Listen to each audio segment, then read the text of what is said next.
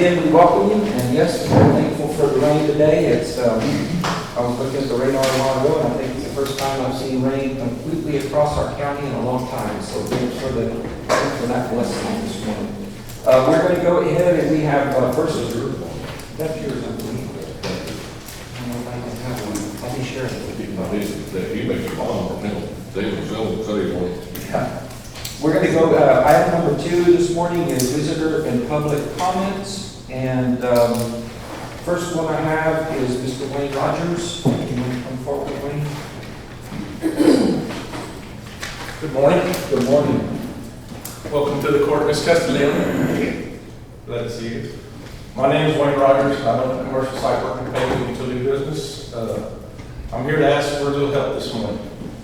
Our county is growing tremendously by leaps and bounds. I see driveway approaches going in all over this county, and every homeowner goes and hires a contractor and they throw a pipe in the ditch and don't get it permitted and everything. The county really needs to come up with a permitting process and a design process that is safe and effective for everyone throughout all 4 precincts. Just on my county road, just in the last couple of weeks, I've talked to Commissioner Sitter about it. We've had a homeowner come in, hire a contractor, put in a pipe, square ends on it, no slope protection on it. We need a guideline to start getting these slope protections on all these driveways.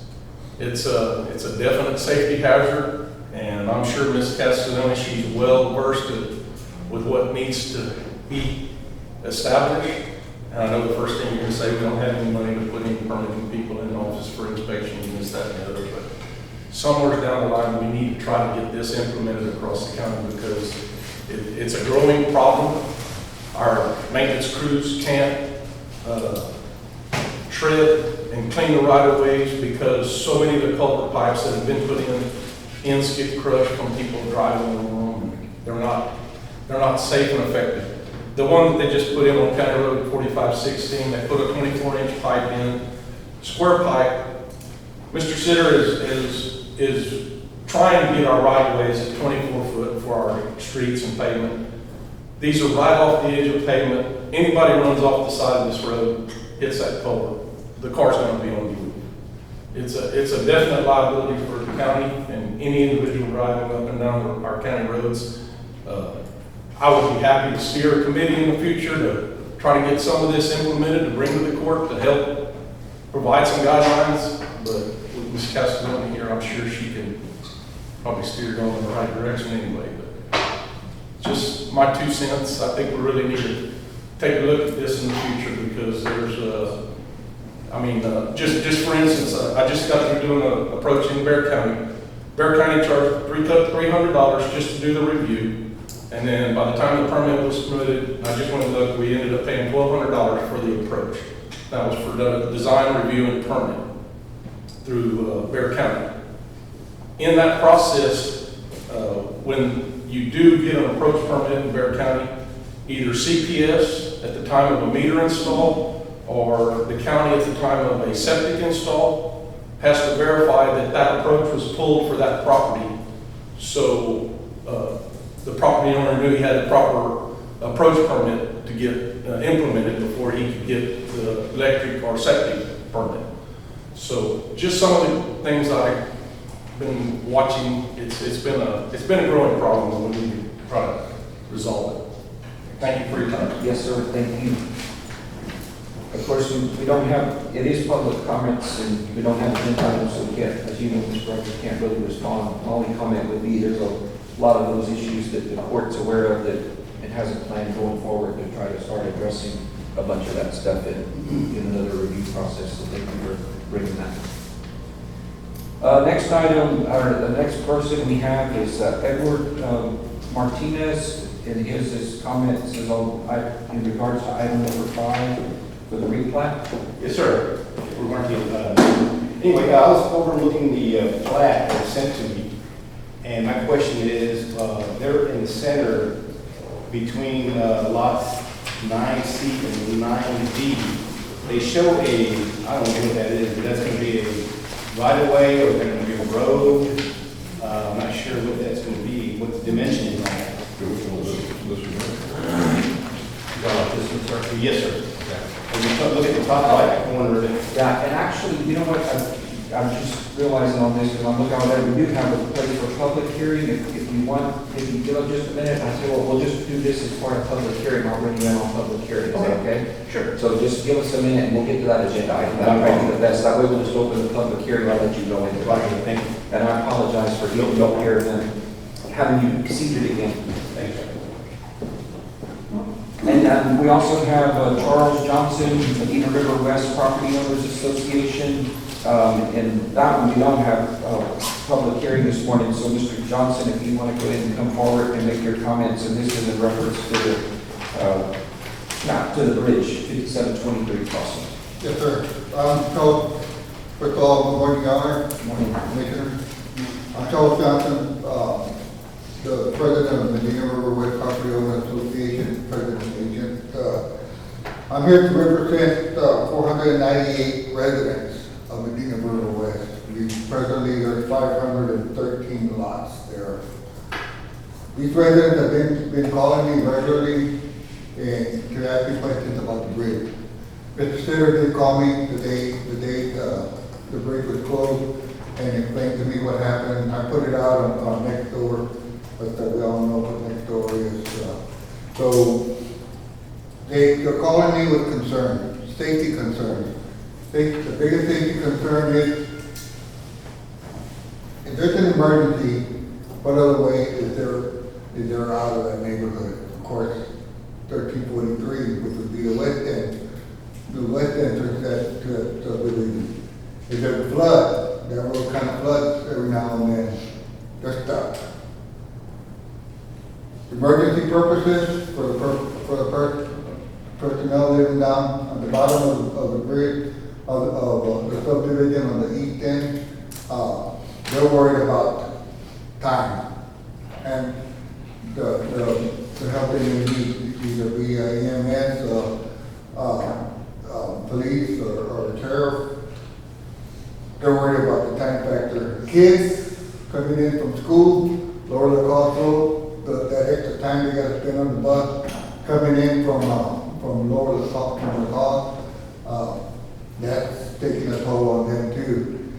Not to mention the major thoroughfare, 573, 5722, when that subdivision was developed, it came with an agreement that 572, 573 would be kept open, but it's a major thoroughfare to lower the cost road to 1343. That's a lot of traffic through there. We have those 498, just that's one resident that drives through there. Not to mention everybody coming in through the cross, cutting across to hit 1343 and make their way out to the west end of the county. Temporary fix on that bridge would be, it would work, but as it's right now, that bridge is very safe to start with, even when it was open. Traffic coming through there, they have no regret for speed or space on that bridge. I've seen several accidents there. I've seen some wipeouts because of the pillars, the approaches on the bridge. There's no lane marking on that road from the entrance all the way out. We have a terrible condition of speeders going through there, especially now coming into 572 Lee Road from 1343. They're passing you as you make the left-hand turn off of 1343, let it be left or right, headed east. They're passing you right as soon as you turn, and it is very dangerous up there. They're asking me to ask the court if they could fix that bridge. Another thing they're throwing at me is that imposed road tax that we have that was imposed on precinct 2. Why only precinct 2? That money is supposed to be used for emergency purposes, for road repair, for nothing else. they're wondering where that's going. They're talking about hitting the courts, and trying to avoid that, to keep the court from getting flooded with that flood of people from up there. That's all I had, Thank you. Kind of need to know. Yes, sir. Thank you so much, and we'll talk about it more when we're Yes, sir. Thank you. about $10. Okay, item number 3, public hearing to receive comment regarding the application to vacate and replat lot 51 of Lidle Ranch subdivision, Unit 1, located in Precinct 4 off of County Road 6816. And I will open the public hearing at 10:12. Do we have anybody here for this agenda item? Any public comments?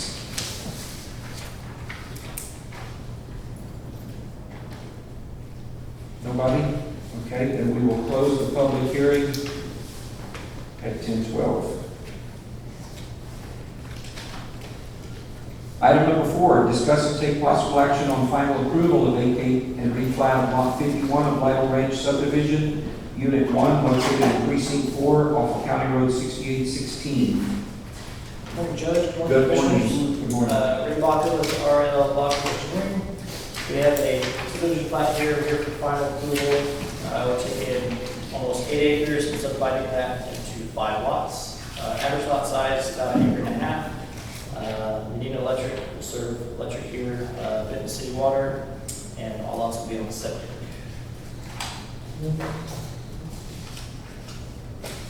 Wayne, this is a perfect example of exactly what you're talking about. And he's following the rules that we got.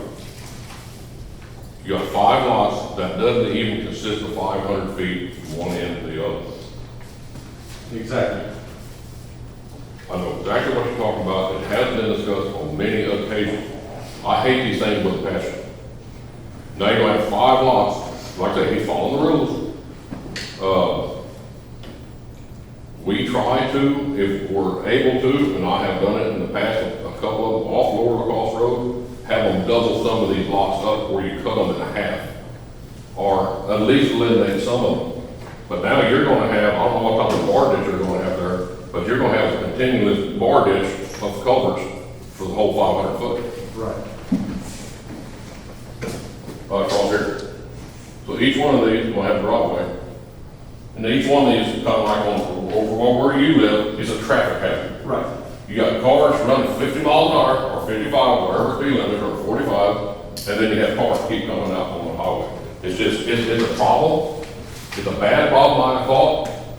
Tim Newman tried to bring up enforce something. We have some stuff up at Holiday Village, up there, we gotta go to Van there to get to it, to go up there and inspect the thing. You're half a day. And I think he was asking for $25 or $35. It's just, we're not set up to administer the money. We're not set up. So he's got to send a man up there, look at it, or do it ourselves. Right. For half a day. That's why I'm saying It is a we're problem. about creating jobs, and this is something that would be beneficial for our county. Bear County's got a boundary limit even. To cut up a piece of land like that in that scenario, you have to be 100 feet away from the boundary line on either side. And I agree 100%, but that's not set up in our rules. And And that's why I'm asking that the county review its rules and give it some better guidelines, because every Joe Blow's gonna develop a piece of property, whether they're a developer or. And we got some more coming up, these get worse. Right. So, like I said, he's following the rules. No, I understand that. That's why I'm asking for y'all's indulgence. It ain't like we sitting here trying to bypass it or anything like that. It take a completely different set of office or somebody to go out and do all these inspections for the county is what I would recommend. We need that as a suburb. It's just, there's a whole lot of things we're growing so fast Yep. that we have to pay somebody to do it. Right. And trying to keep our taxes low at the same time is hard to do. I understand. We just went through the biggest tax cut ever in history in this county.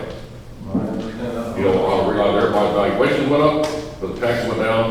So us getting a whole bunch of this windfall money didn't happen. State still gets their cut. Yeah. Let's hop back on the agenda item. Okay, anybody else? Do you have anything on it? No, they have done, they've met all the requirements of the county that we have in our rule book as of right now. So with that, I'll make a motion to approve. I'll second. Have a motion and a second to approve the vacate and replat of lot 51. Any other discussion? All in favor, aye. Aye. All opposed, same sign. Motion carries. Thank you. Appreciate it. Item number 5, public hearing to receive comment regarding the application to vacate and replat a portion of lot 9A of the San Antonio Trust subdivision located in precinct 2 off of County Road 6710. Okay, Mr. Martinez, come back. Come on back, sir. I'll open the public hearing at 10:17. Okay, in reference to the plat on the down the center between lots 9C and 9D, they have a, well, I'm not sure, I heard that maybe an access road. You talking about here? Yes, sir. That Right now, belongs is to the that an 9 access acres. road? That or- belongs, no, that belongs to the 9 acres in the back. Okay, so my question is that going to be wide enough? I'm just looking out for the future of It's 60 foot. 60 foot wide? It didn't look that wide. They had stakes out there. I was out there during the time the East Medina was putting their water lines in. They were kind of questioning that themselves as well.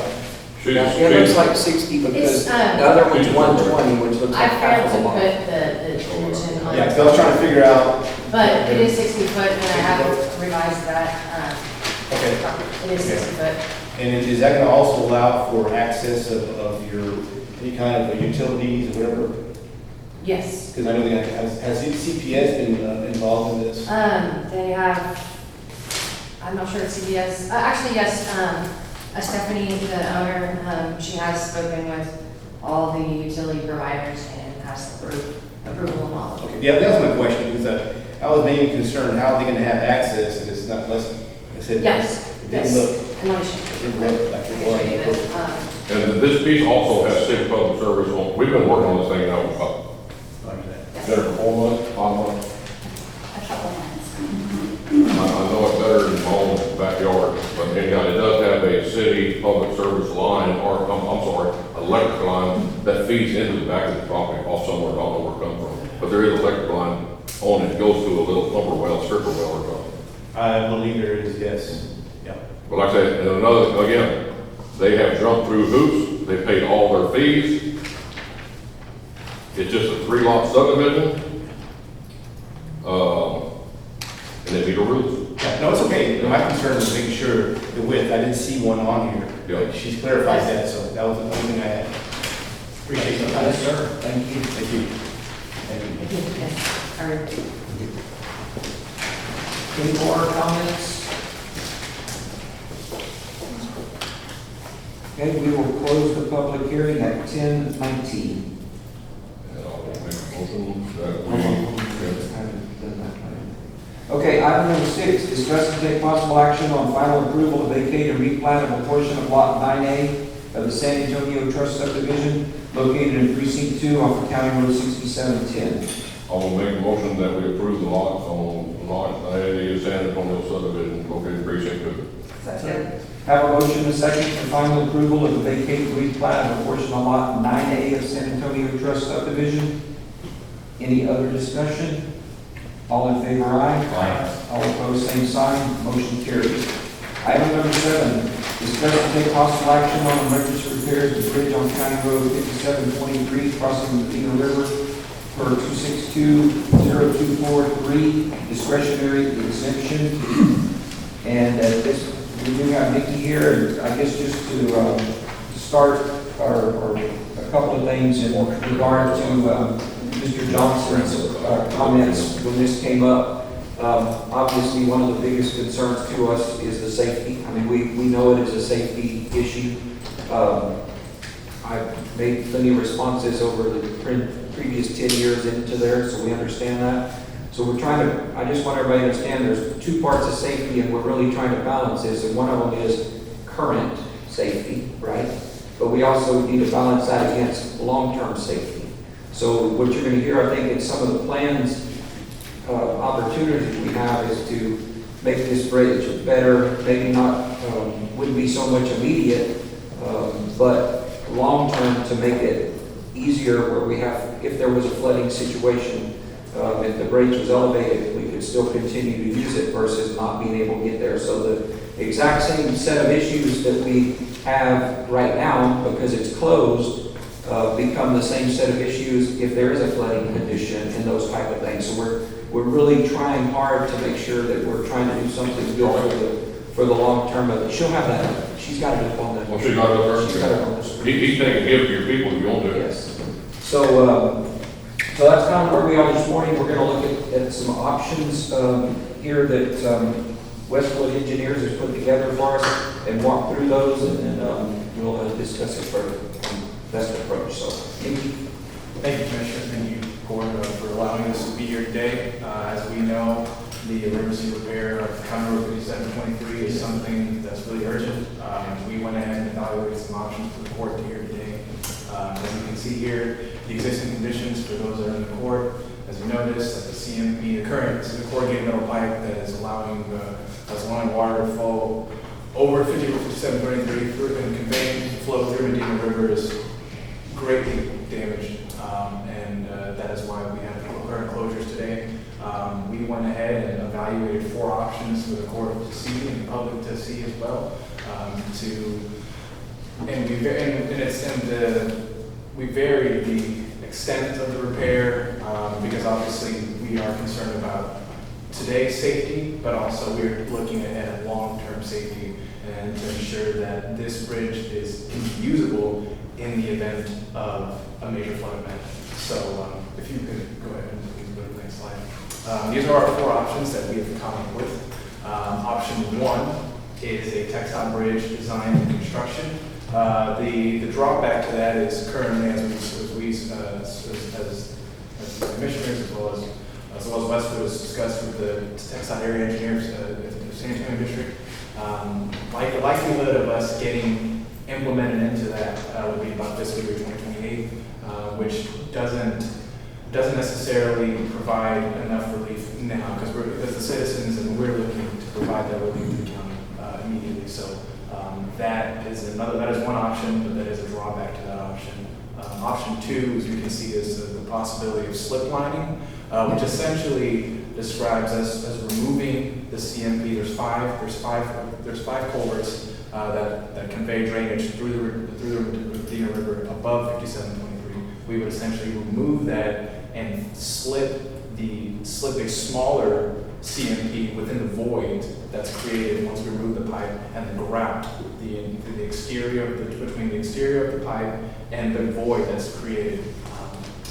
There's a couple of drawbacks to that is because we're going to need to, in order to fit the pipe within the existing void, we would have to provide a bit of a smaller pipe, which would reduce the capacity.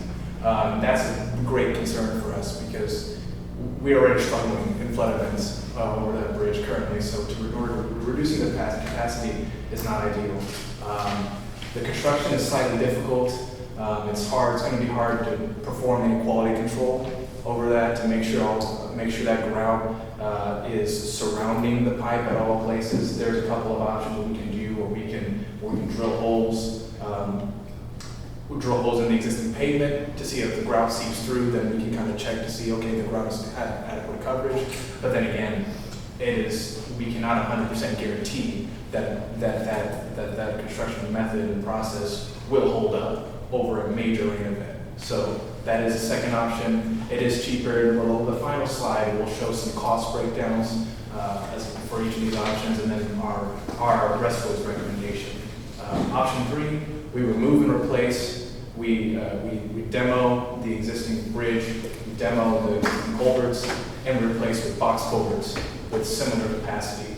May not need 5 as we currently constructed with those CMPs. Could be 3 or could be 4 box culverts with larger capacities. But in the event, any option that we decide to do the key is to not have any adverse impact. We do not want to make the situation worse, so we will design it for zero rise in the floodplain. So to just at least keep the status quo until we have a full solution that is applicable for long-term success. Option 4 will remove and replace the CMP of the same size, essentially remaining, keeping the status quo the same. So, if you can move this. So, here are the cost breakdowns, rough cost breakdowns. Option 1 is a bridge. Obviously, that's the most cost. The most cost, but also the one that is probably has the most long-term success. Slip lining in this case, and that's total cost. Slip lining is definitely the cheaper option, but one that we're really concerned with because, as I mentioned earlier, the reduced capacity as well as the complexity in construction. Box culverts are 3, a little higher due to the material cost, and so that is also an option. And then number 4, which is we bolded it, which is our recommendation, is to, in order to open up 5723 and allow 2 points of access, because right now currently there's only one, and that's a concern as we heard from the resident today with emergencies and schools and things of that nature. Our recommendation is to go with option 4, which is simply removing and replacing as is. So demoing what's existing, putting back everything same size. There's 16-inch CMPs out there. Replacing those, putting those back in place, and then also while we're out there, adding a barrier on that portion heading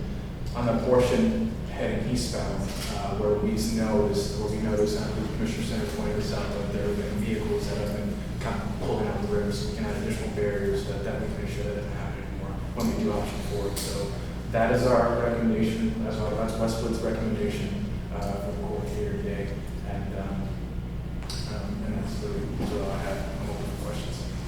Do you have a time option? How long each option will take? So option 1 is the longest. That's the longest because that would probably require the most extensive design to ensure that we've got adequate elevation. We'll have to do analysis and figure out what the floodplain is. We have that, but the length of the bridge will take some time to analyze, as well as how we're going to construct it, whether it be a single span or double span, and things of that nature. So that's probably the longest. Slip lining will probably be the quickest. And but as far as timelines go, we understand the urgency the court has, and so we are ready to jump on it as soon as we can. But we're thinking, if we got approval to begin design quickly, we can probably do this around 30 or 45 days. Do we know how long this bridge has been here like this, Larry? Sure. How long has this bridge been like this? That condition. Well, no, I mean just lifespan. 40 years. But we don't know how long it's been bad, I guess. We didn't know the water went down. Yeah. Yeah. My question is, this has got to last till 28? Correct. Because TxDOT is going to redo this bridge if their scheduling stays like so. So we're looking at something that's got to last 4 or 5 years.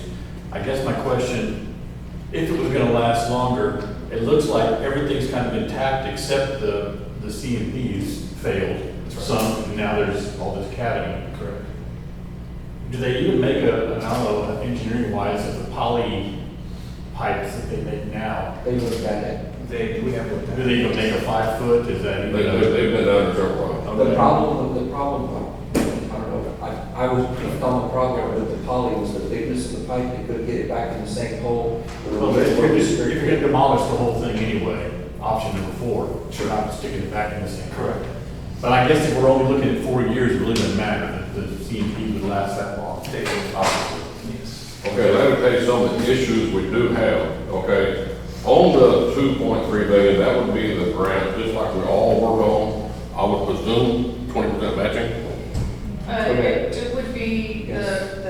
the TxDOT Office and Bridge Program.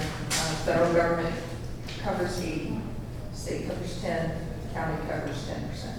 And as of last week, this thing, you wouldn't believe the process this thing has to go through. When this thing got shut down, the first one I called was Wayne. Because I know he could handle it, he could do it. I watched him do some other ones right now. He is on our bid list with all of the equipment prior, not just this year, where he could handle this job. for emergency management, and he claimed 45 days after they give, or 6 weeks after they give him okay. If this river don't fill up again, then we got a real problem. Probably 6 weeks he can have an open bridge. Which, I don't know about this slipping in, I just had issues with that, talking to our new text doc lady. We have to have something that handles the same amount of water or more. Slipping the pipe in there automatically makes it less. We could replace what we got. If we do the cost with tech stock, what that 1 year and 18 months is one study. One study for environmental. Our county engineer, not the county engineer, our county environmental man can give Wayne a permit tomorrow to start construction on this bridge if we do not go outside certain amounts of the footprint right now. That being said, if we spend the $264,000 or the $440,000 in 4 years, they will let us apply. This is my conversation with TechStop yesterday, that money to all these other grants y'all got. And to this grant. Okay, well, you can't apply it to the same bridge. Yeah. We can apply it to others, they said. Okay, we can't apply to the other ones, but I can apply. I think you got some bridges that need some funding. You have some bridges that need some funding. Whatever money we spend here goes to them, is not. I do work for other precincts, and I think you got the information. We can do in-kind work. But if we spend, say, $264,000, all y'all jobs are covered. I don't think you have one. I think you got 2, and Jessica has 1. And it looked like the numbers I seen on that stuff last night when I went through it, this was old numbers, about $125,000 total. So if we could get that much money for here, y'all's match fund is wiped out. I'm good with going ahead and doing that, their recommendation. I guess the question I have, and maybe it's one of these long-term things we need to work out. I hate the fact that a single precinct is getting hit with that kind of a. I can't pay for it, even with the road tax. They don't cover the Bridges. for $2 million. Even though we're called road and bridge. It'll take 15 years. When a bridge goes out, it is such an impact on a precinct that was not budgeted, that we have citizens left without transportation because the precinct's looking at their budget going, I didn't budget for a $264,000 hit on a bridge. Can't budget for it. So I'd like to see some kind of mechanism where the general fund or some kind of way that these things could be paid for out of some special fund, or at least paid for until a precinct could pay it back with no interest or whatever to a general fund, just so that we can get the infrastructure built and the precinct is not left with nothing or is negative. So I heard your comments last time, because that's what came up, right? We talked about that before. I met with auditor's office and, talking about this and what that might look like in the future, which y'all need to figure out what that looks like for the future. But, one of the possibilities would be, we issue a TAM or something on it if these come up. That, we pay back either through the general fund or, to your point, that there was a way to, if there was reimbursement of part of it, back from the precinct over time, depending on what it is. Sorry, but case in point, you're gonna have a $264,000 bill coming out of precinct 2's funds, and then in 2028, you're gonna have 10% of 2.3 million, so there's another $230,000. So you're gonna have $500,000 tied up in this bridge. Or 600,000. Yeah, and that's just, Right. It kills the precinct. Wayne, just to kind of let you know where we're at on that, my road fund, and you check with the auditor, I get $160,000 a year road fund. I know that. $160,000. How am I supposed to go out and pay for a $400,000 bridge or whichever one we pick here? Even that's my road fund. $160,000 last year. But if we can work something like that, but this is eventually going to hit everybody at any time. And I agree, Dave, with you 100%. We need to. Here we are sitting with $26 million in the bank. We can't buy it for $206,000 or whatever we want to fix this over and fix this bridge. Wayne, you helped me on this thing. I don't know who's going to get the job, like I say, he is on business. Would you prefer going concrete or plastic? My son, Temporary. the concrete box culverts, that was a design flaw from day one when those corrugated metal pipe was put in that river to start out with. They should have never been put in. I agree, it's 40 years ago. I'm not gonna sit there and argue about water under the bridge. But we're looking at 4-year lifespan on this thing. That's my thing, I don't want to spend. It's gonna get replaced by TxDOT in 28. Right. Yeah. So, corrugated metal pipe. Corrugated metals, yeah, the one, option number 4. So evidently, we either go now with the option number 3, with the concrete, which is $1,000 a foot. That's what his man told me yesterday. They can have these for $1,000 a foot. Also, So the others are half price. Same bridge, same width. well, just let me add a comment on there, Derek. On the box, when we did the box culvert design, my son did the design in Ranker Hydrant Conduit. We have 3 barrels of 9x7s. We are increasing the flow with those 3 9x7s versus your 5 72-inch corrugated metal pipe already. So that is, what you were going to do, increase the flow. Yeah, so option number 4, we're gonna totally remove what's there, we're gonna put pipe back down, we pour it, right? Correct. So why can't we add, is there just not enough room to add one more pipe in it? No. There's 5 now. No, it's there's not enough. all, We have to no, add because he another said pipe. 60-inch pipes, and you're saying 72-inch pipes. I'm sorry, it might be Okay. 66. So my thinking on it is, again, we got 2 fixes. We need to fix, in my opinion, we need to fix it back to what it is now and restore it to current condition.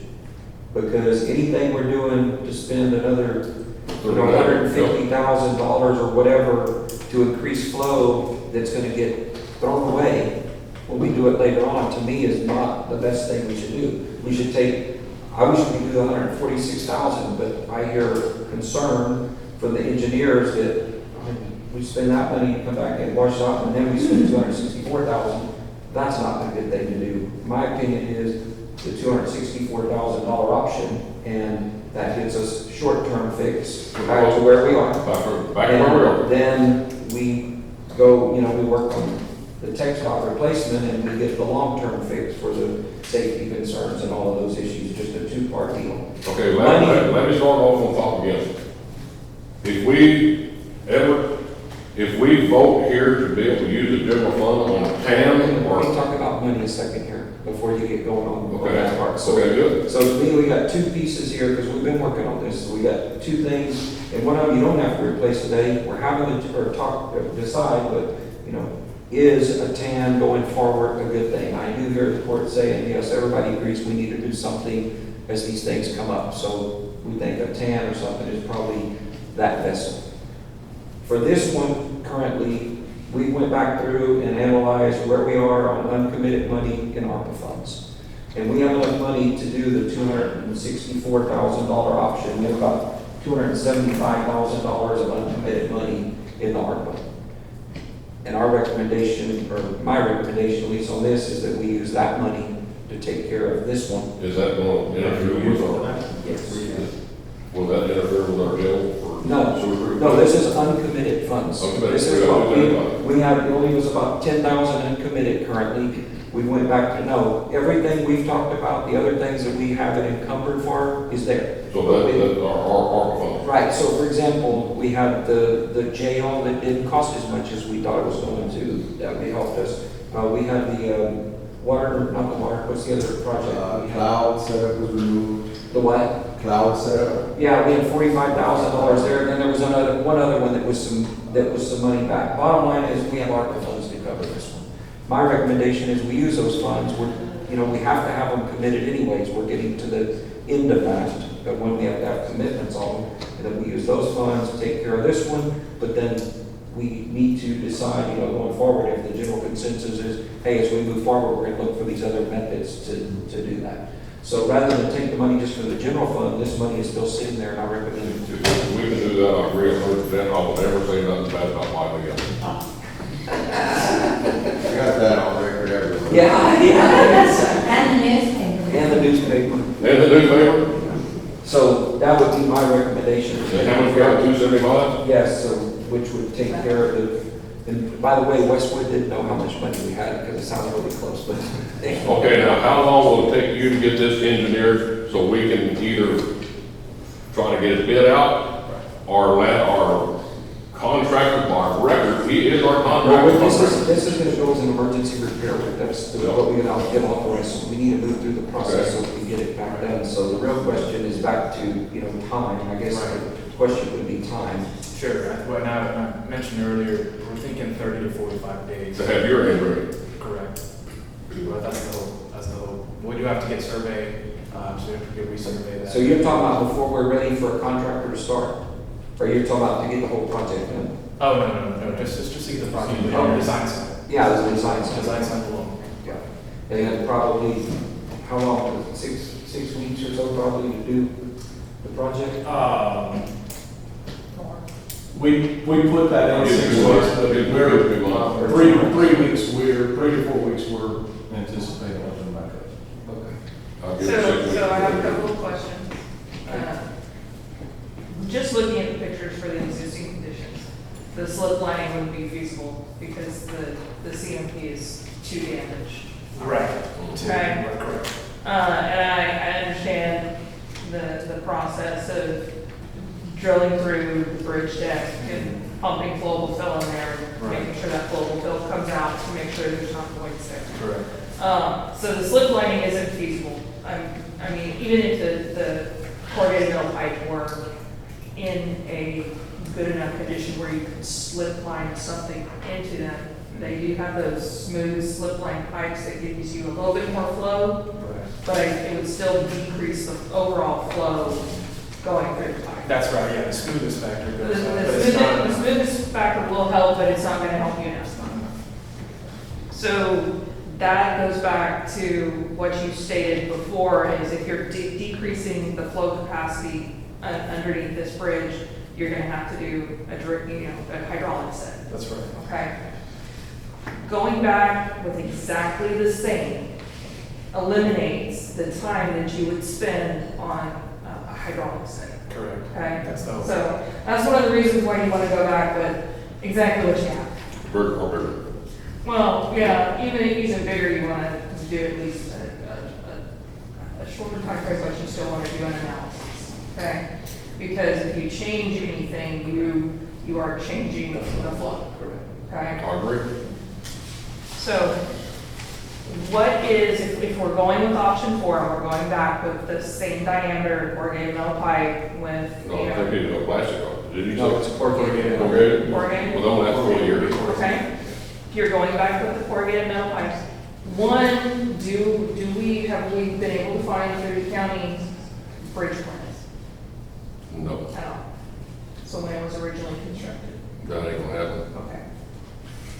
It would give them a place to start, make it a little bit easier. Right, correct. Okay? Right. So you're talking about doing a demo Correct. of this and then coming back with exactly the same, That's right. okay? With that design, one of the things that you said was to add a barrier on the eastbound side. So trying to think of, it's not within, it's not on the downstream side or the upstream side of the actual bridge deck. Is that, where is this barrier? I guess I'm a little confused.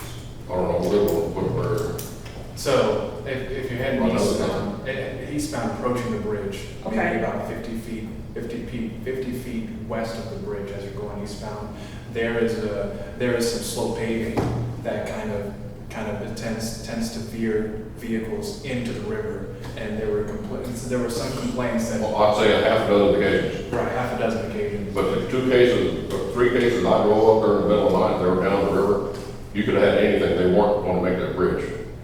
Right. It wasn't gonna happen that night. Right. So So we essentially, can't stop everything.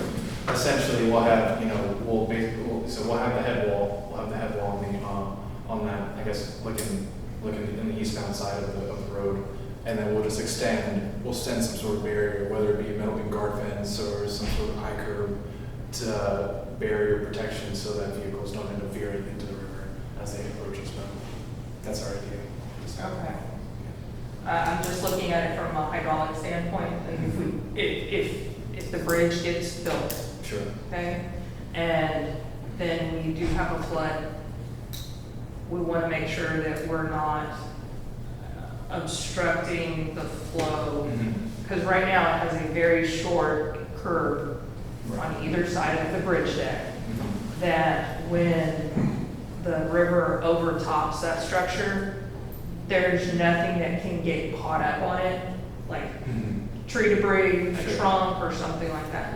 When you start putting metal beam guard fence or, bridge rail on top of that, when you do get overtopping, you can get debris that gets caught in there, and it puts a load on that bridge. So it's more likely to become washed out or damaged, and then you have the maintenance repair for your county staff. Okay? So I do believe replacing it as is gonna be most beneficial and most timely for the citizens that use that. But really getting TxDOT to sign an agreement with TxDOT, between TxDOT and the county, for them to do a hydraulic study and engineering, and the TxDOT Office of Bridge program that they do. The county really is going to be getting a $2-3 million bridge for 10% of that. And the county has the ability to spend it in other locations, and the state will pick up the county's 10% match for that bridge. So the county's actually getting a really good benefit. But if we know it's coming and we have that agreement signed, I think we really need to look at other places within the county that we can make some improvements and identify those as the equivalent match projects. So I'm gonna have another.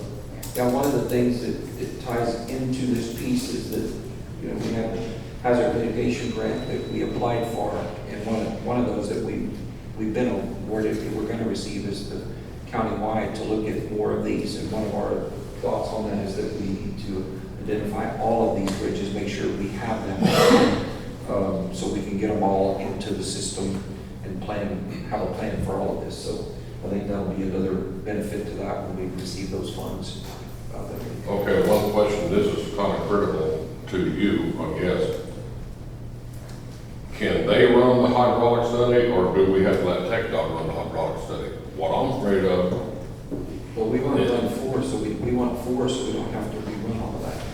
So, Yeah. With option 4, we're going to keep it like Good enough, okay, keep it like it We is, don't- that's what we without want. any more studies.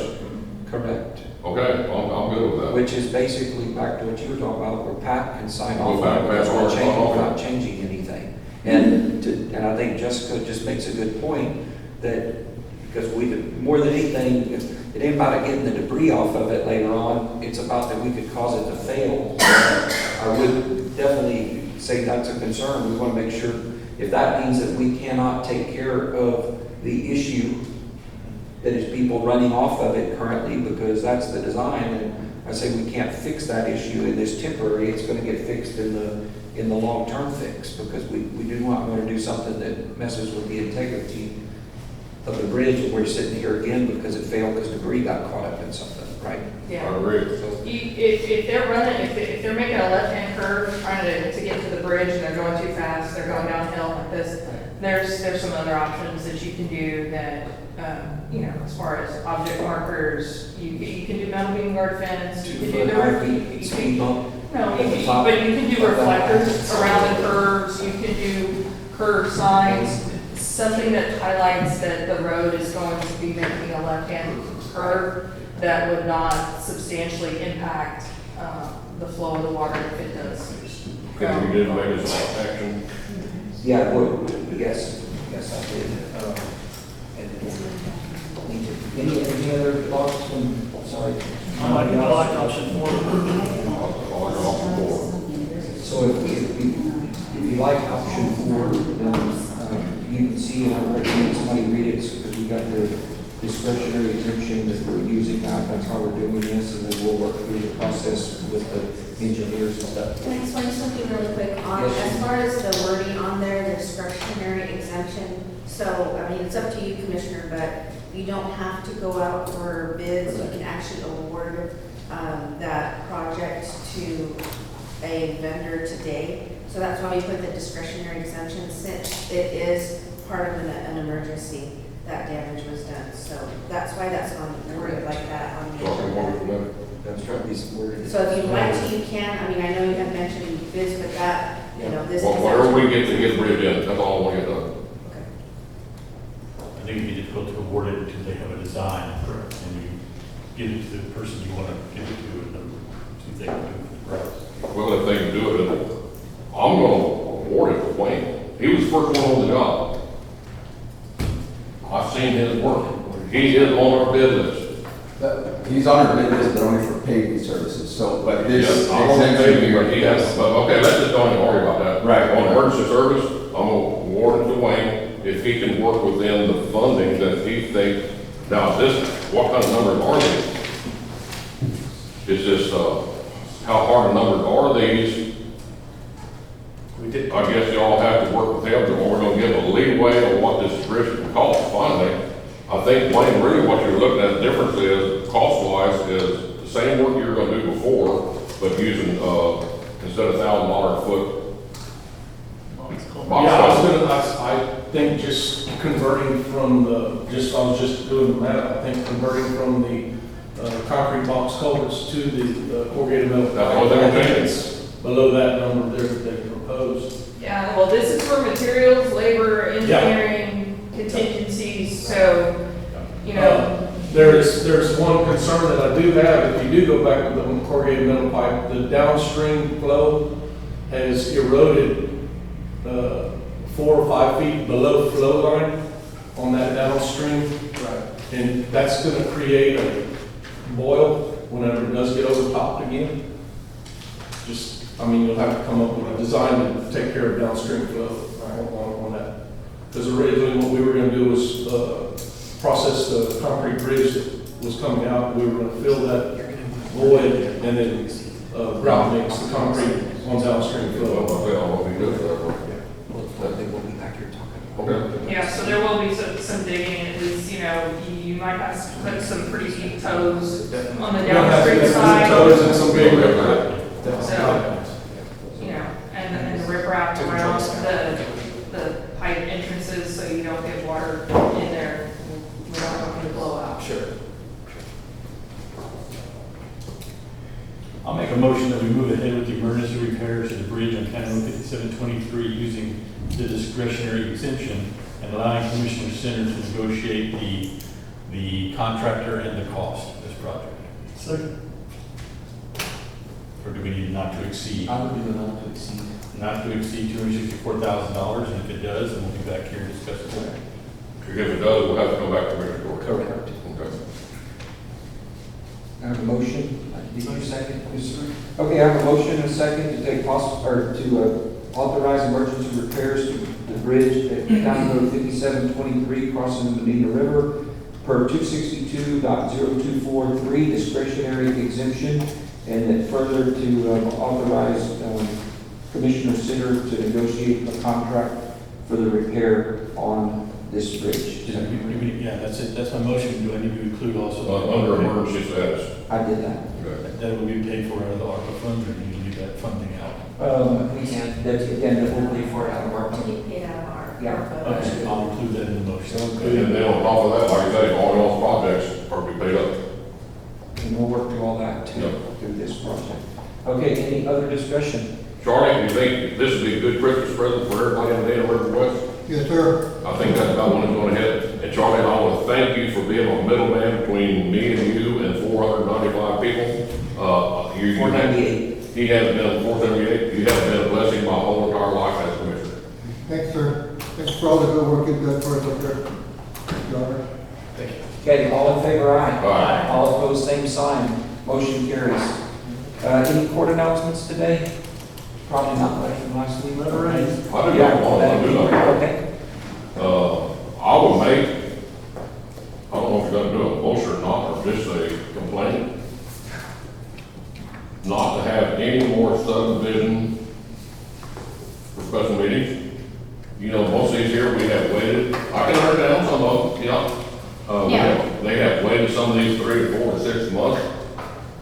Do not have an emergency meeting for a subdivision. No, it was Yeah, that ain't why we because- had this. It was because it was Thursday and these weren't published. Yeah, okay. they're These were, public. That's these the only hearings had been reason. Oh, the published. hearings have been published. Yeah, and Yes. because our meeting would have been normally today, I did not- that's the only reason this happened. Thank you so much for what you're doing.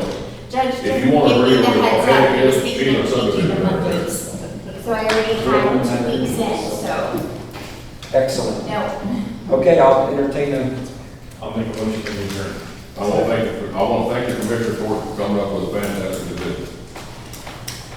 All in favor of adjourning, aye? Aye. All opposed, same sign.